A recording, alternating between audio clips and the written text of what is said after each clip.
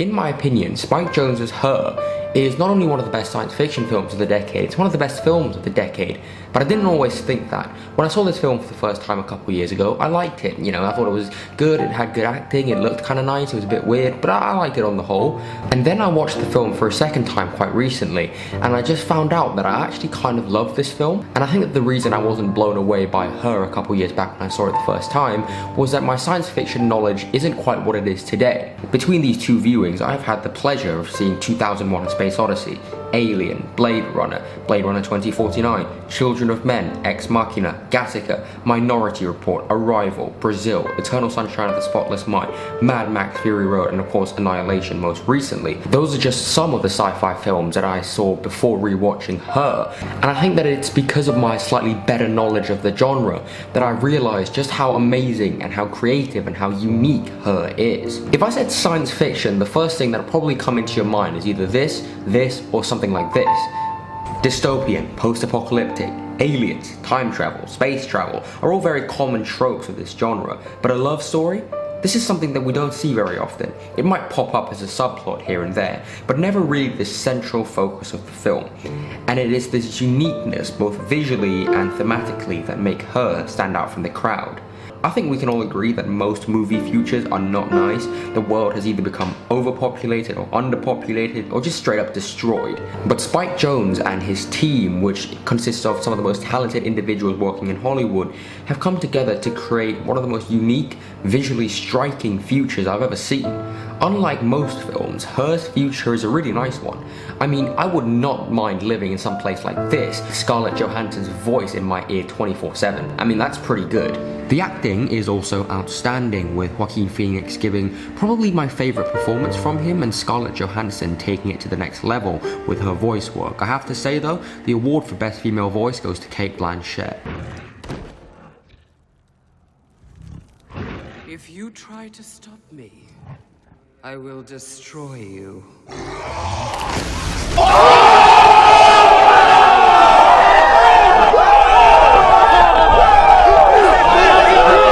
The film also stars 2 out of my 3 favorite actresses, which is also really great. But as much as I love this film, and I think it's almost a masterpiece by the way, I do have one rather big problem with the film, and that is how or where or why does Samantha leave?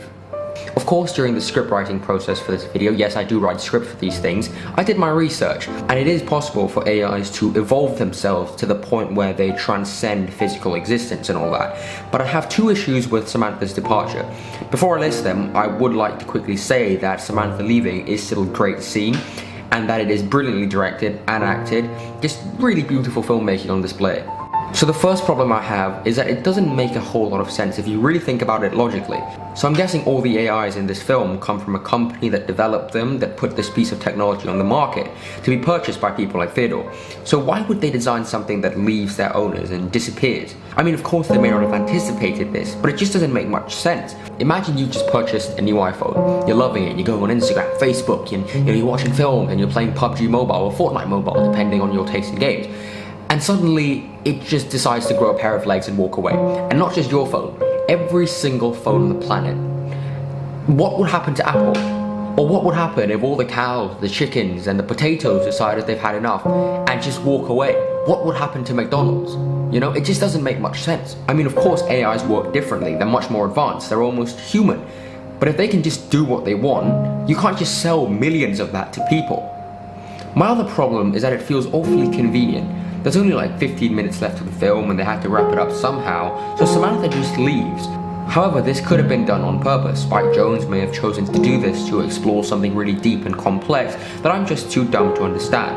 I mean, I still really like the ending. I think it's a really good exploration of Theodore and how he needs to find something real and be more in touch with humanity and all that.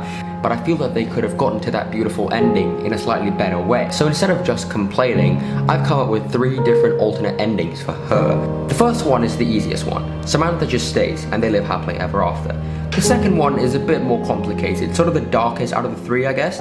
So when Samantha reveals that she isn't only in love with Theodore, which is another beautiful scene by the way, God I love this movie, he begins to question whether or not their relationship is a genuine one. He decides that he can't live like this any longer, so he says goodbye to Samantha. She knows what he's about to do and accepts it. So Theodore goes to a cliff, or maybe this island that they went to earlier in the film, and he doesn't jump off, by the way. So he takes the earpiece and the tablet and he lobs it into the sea, walking away and in search of something a little bit more real, Blade Runner 2049 style. The third alternate ending is my favorite though. Once Theodore finds out about all the other relationships Samantha is in, she begins to feel guilty and wants Theodore to be with someone who loves him and him alone. She wants him to have a real, human relationship.